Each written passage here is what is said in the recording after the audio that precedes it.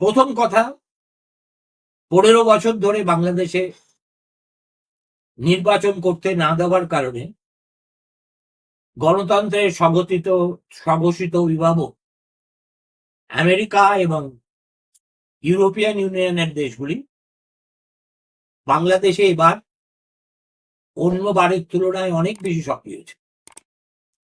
বাংলাদেশে নিযুক্ত মার্কিন রাষ্ট্রদূত তিনি গণভবনে হাসিনার সঙ্গে দেখা করতে গিয়ে প্রস্তাব দিয়েছিলেন যে আপনি একবার খালেদা জিয়ার সঙ্গে বৈঠক করে সমস্যা মিটিয়ে নিচ্ছেন না কেন।